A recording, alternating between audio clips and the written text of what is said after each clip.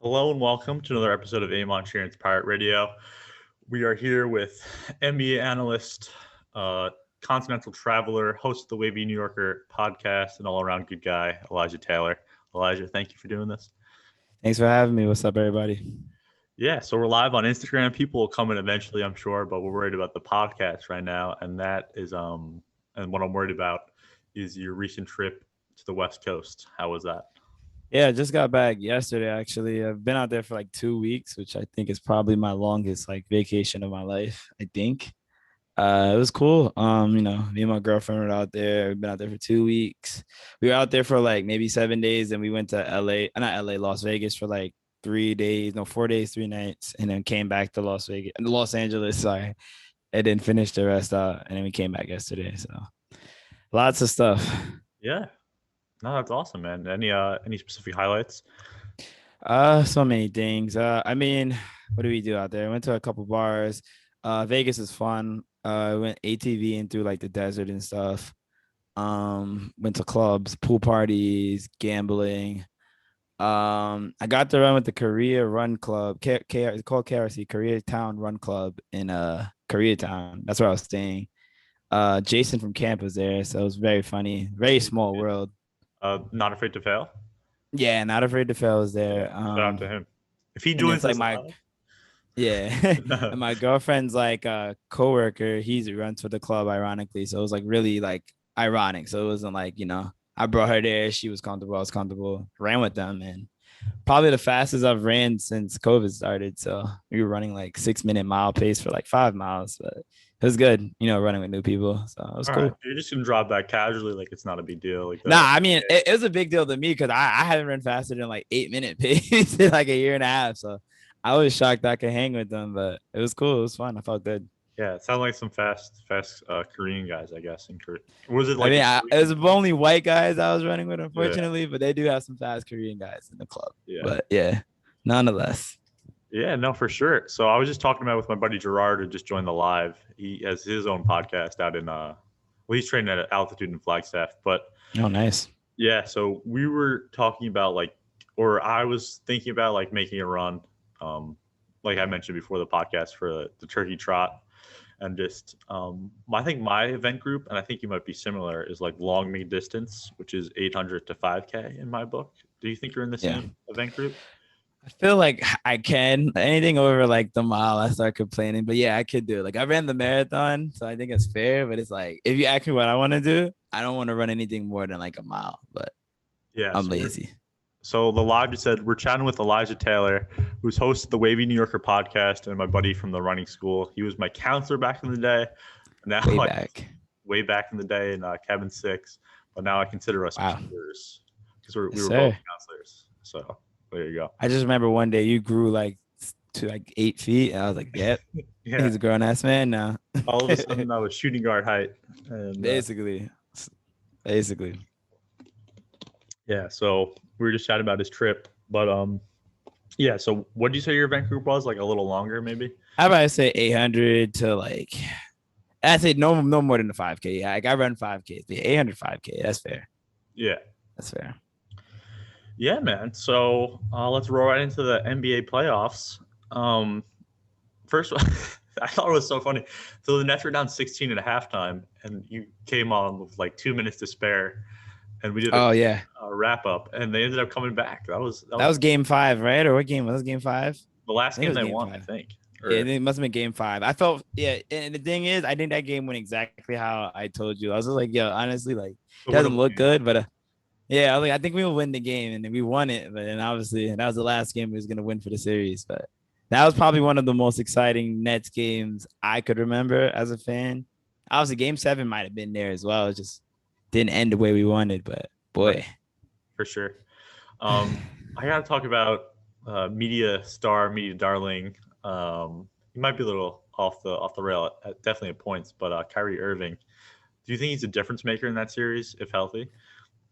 yeah, I mean, honestly, I think we just needed a warm body that was competent. like honestly, Right. so like, do I think he's a difference maker of whether or not we'll win a championship? I don't think so. Like, if you told me Kyrie Irving took basketball off last year and I had James Harden and Kevin Durant, I'd be okay, fine. But like in that series when we didn't have anybody, we needed another warm. We needed another scorer that could get like 25 a game, and that's what he was. And he got hurt. It was unfortunate timing. That's what I would say. Right. But it is what it is. Yeah, you guys will be back stronger next year. Right now we got Suns up 1-0 over the Bucks. Looking pretty strong at that, even with Yeah. Giannis back. Um, do you have a prediction yet for the series? Do you have any? Hey, I'm gonna give a hot take. So I want the Suns to win, but I don't think they will, honestly. In Okay. my honest opinion, I want it. My going into the whole series, I said Bucks in 5.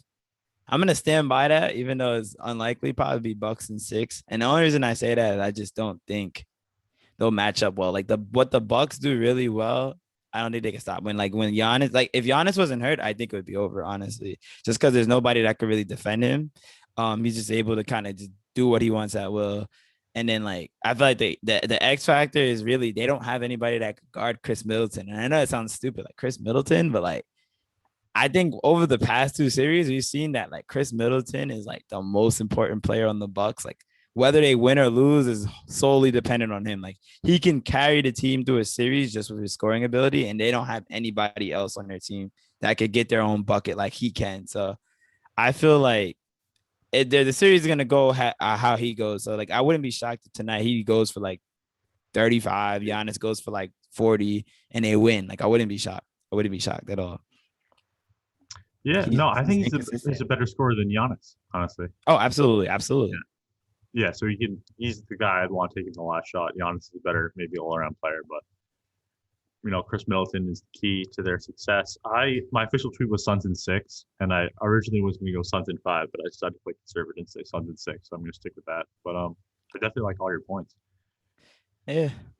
It's just I don't know. I see a lot of things. Like I said, there's certain players if they go big, it's weird because I've seen lineups where they have Giannis and Brook Lopez playing, and honestly, like I don't think you can match the size because like the only thing I'll say with Phoenix is they only have DeAndre 8, and it's like if he gets in foul trouble, I don't know who's behind it. Like Dario Saric is like I really wasn't really like thrilled with him, but he's out for the season, and then yeah, like what Frank Kaminsky, like I'm not afraid of Frank Hey, Kaminsky, hey, so it's don't sleep on I don't Frank. know.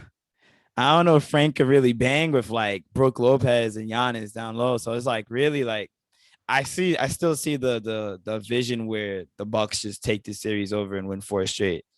Like especially if they win tonight, I wouldn't be shocked. So we'll see. You brought up Lopez. He's a great shooter, especially from Former the net. corner. Yeah, you have to guard him on the outside. PJ Tucker is a dog. He's kind of the Patrick Beverly with a good head on his shoulders. Yeah, he's just gonna annoy somebody and be Yeah, pesky. he'd be in their shorts the whole night.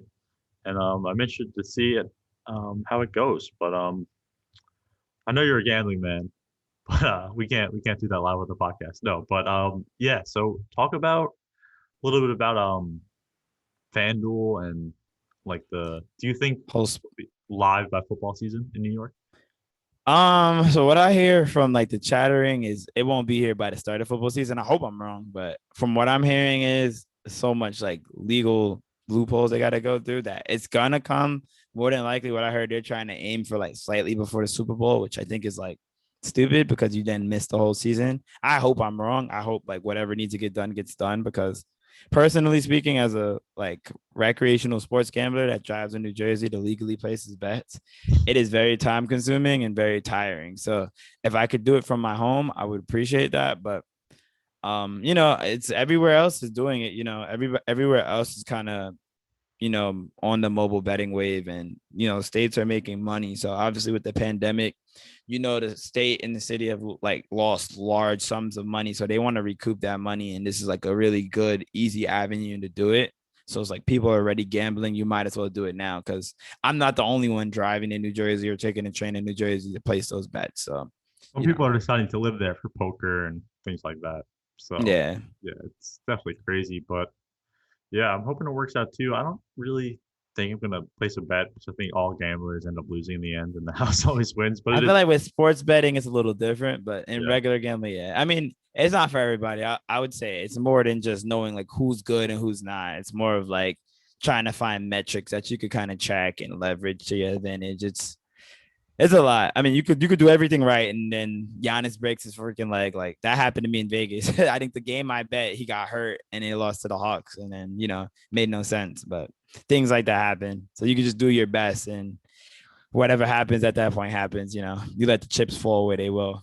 Yep, just follow they may. Yeah. No, I the only time I've ever bet, I just like to watch the game, but I was more relieved when I won than anything. I wasn't happy, and then when I lost, Yeah, mad. But yeah, no, you brought up the Hawks, and as a Knicks fan, they really impressed me. I thought they would have it would be a close series. I know you talked about it on your podcast yeah, with uh kill. Akil. Yeah, sorry, but Yeah, yeah, he was talking at Clubhouse saying like it would be a close series, and it turned out to be a 5 game series, and the Hawks went on to further impress me. I really like that Trey Young is embracing the villain role, the heel role, and yeah, I think great that's for what his the NBA. brand. Yeah, great for the brand. Yeah, I just think the team is really built. They kind of remind me of Phoenix. They're like a younger version of Phoenix, where like if you look at the players, and like I personally didn't like the Trey Young draft pick, but if you look at the other players around him, like John Collins, the Bogdanovich that they signed in free agency, like if Bogdanovich was on Milwaukee Bucks right now, I think the Bucks would be like probably one of the best teams in the league, if not, if they're not already. But like guys like that, they get DeAndre Hunter, all of those like quality draft picks that I like. So I think they have a really good front office, really good team. So I think like, yeah, they're probably a little ahead of schedule this year, but I definitely think like they could make some noise for years to come based on that current roster. They can be a really good future for the next couple of years. I think they'll still go Absolutely. long. Yeah.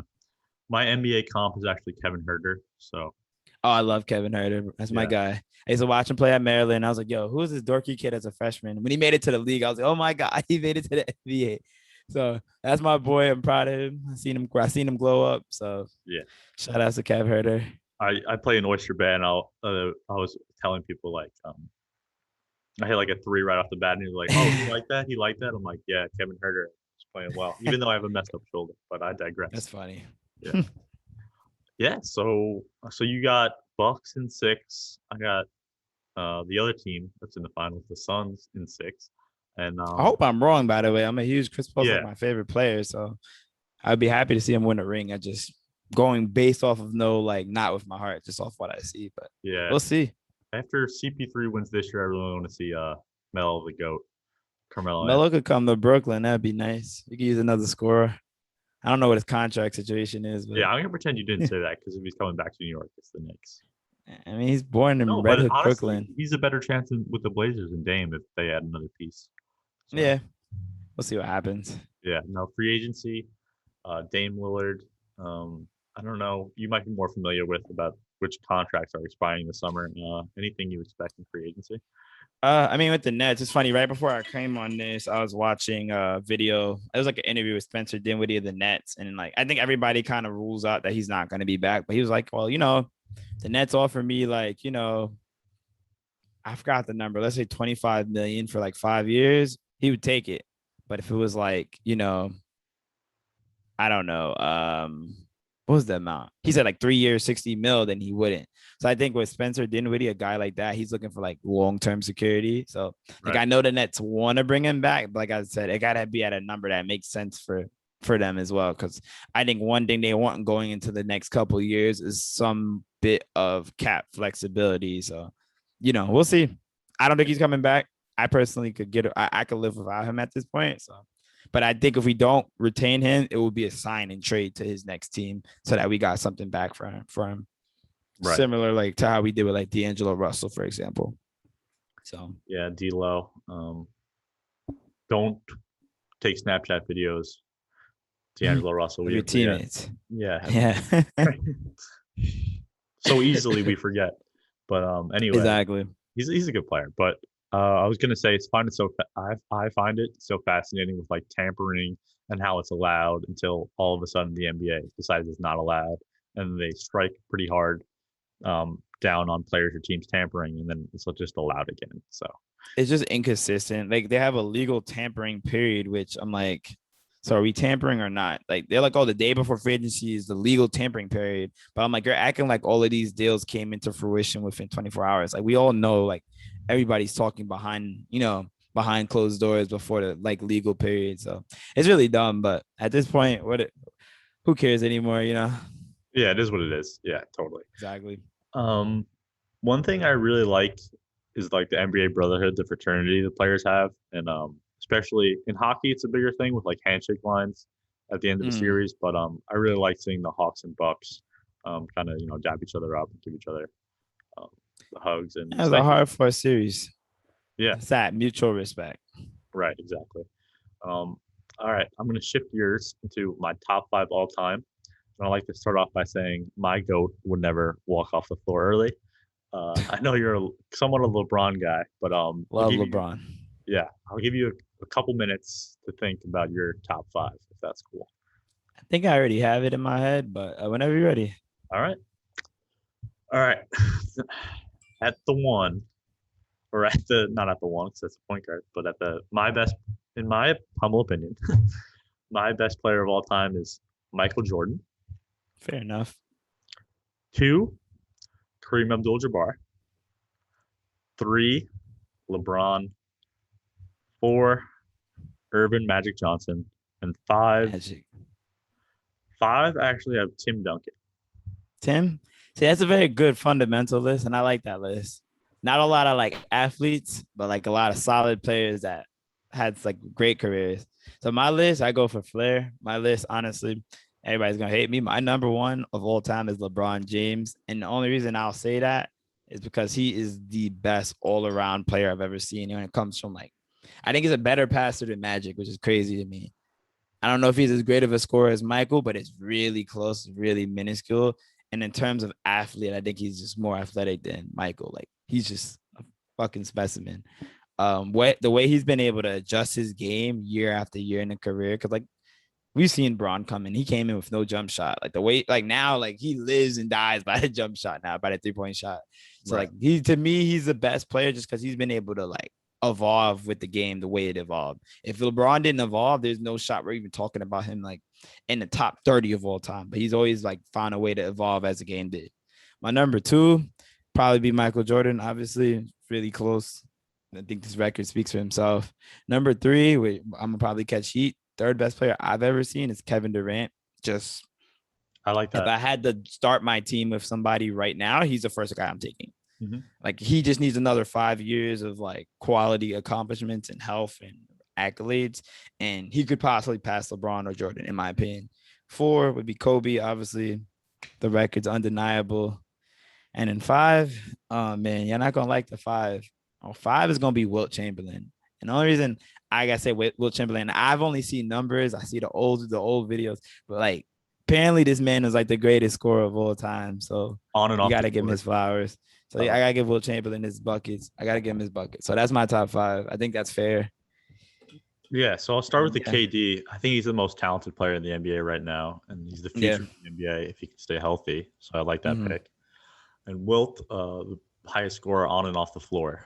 I'll just leave it at that. But yeah, no, I think I don't know if you're familiar with $1 Million Worth of Game, the Oh podcast. yeah, the podcast. Yeah, yeah, Yeah, yeah. so Shaq was on there, Shaquille O'Neal, obviously. He said it's him and Wilt for the two He's so most full of dominant himself. players of all time. So Shaq's dominant, but dominant doesn't mean best. Like the thing with Shaq is like Shaq has his flaws in his game. Like that's Right. the thing. Like I try to like rewatch it and be like, yo, did I miss something? And I'm like, okay, Shaq is exactly who he was when I was a kid watching, like a big ass motherfucker that nobody could stop inside the paint. But it's like we all know the flaws of his game, and it didn't hold him back, obviously, from winning games. But I think you got to be an all around player to be considered like Most dominant. top five. Yeah. I mean, he's dominant, like in terms of dominant force. Like, yeah, if you fucking post me up, I'm going flying. But like, other than that, like, he's just a I know what regular you're saying. dude. My dad's Yeah. pretty anti-Shaq. He said they like stopped calling offensive fouls in Shaq's prime because of like the entertainment value of you just like Yeah. let Shaq run through dudes. But I actually have Bulldozer. Hakeem Olajuwon over Shaq.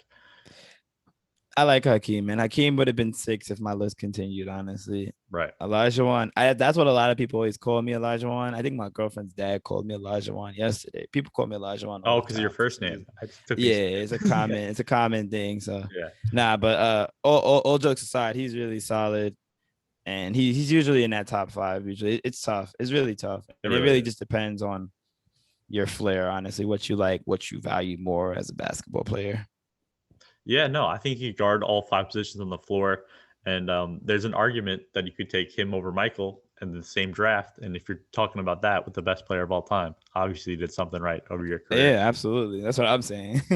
Yeah, I have to Exactly. shout out the famous Hakeem story. He gets like drafted or arrives in New York City for the draft, and he sees a cab driver who looks like someone. I think he's Nigerian, and Hmm. he like found a cab driver that looked Nigerian. And he was like, what climate is the most similar to Nigeria? And he said, I think it's Lagos, Nigeria, if I'm not mistaken. Hmm. But and the cabbie's driver said, Houston. So he ended up in Houston. So I just That's always thought that was hilarious. funny. Yeah. But yeah, so we got our top five, and I really want to talk about the running school. We can flash that burnt orange Texas No, polo. Texas plug. Yeah, I have a Texas Longhorns polo that's the same color, so that's funny. Same color. Yeah. Yeah, burnt orange is very distinct. Yeah, no, Very distinct. definitely heat, and they treat you well. They give you a rope every year, a water bottle. Um, but if for those who don't know, we're talking about basically the place where I grew up. I went there since I was going into eighth grade. I Jesus. was a crazy kid with a large forehead, but I had a pulse and a dream of being fast one day, and the running school was kind of pivotal in that for me.